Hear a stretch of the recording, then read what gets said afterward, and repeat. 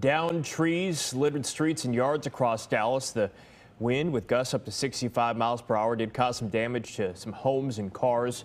Fox News' Peyton Yeager spoke with people who dealt with some of that destruction. Peyton.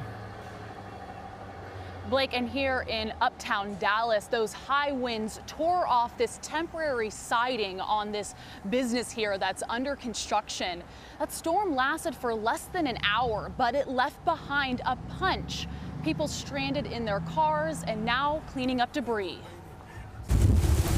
Sunday afternoon, a line of severe storms ripped through parts of North Texas, causing power outages and flash flooding. Oh, no, it's going. Like half of it come down, like the first front half of it.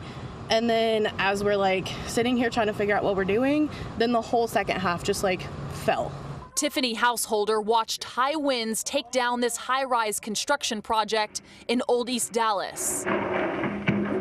Our car was blowing to the side on the highway, and yeah, it just like come out of nowhere. This video shows cars slowing down in blinding rain off 35.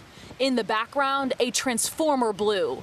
Near Highland Park, trees snapped in half. One was uprooted and landed on top of a car. Someone needs to help. Cars were also trapped in high waters, leaving drivers stalled near SMU's campus. It was the same scene at Fitzhugh and Buena Vista.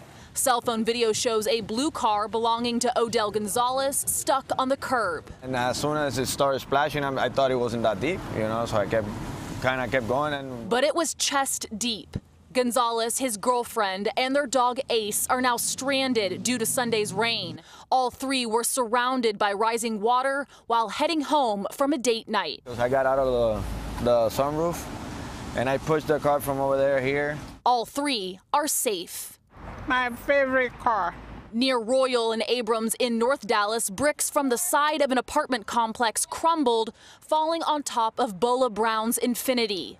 Brown says she slept through the entire storm. Her neighbors woke her up to tell her her car had been crushed. But I thank God I wasn't in there. What if I was in there?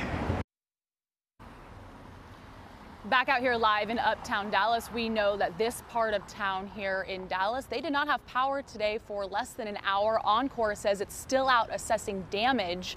The biggest problem, tree limbs on power lines.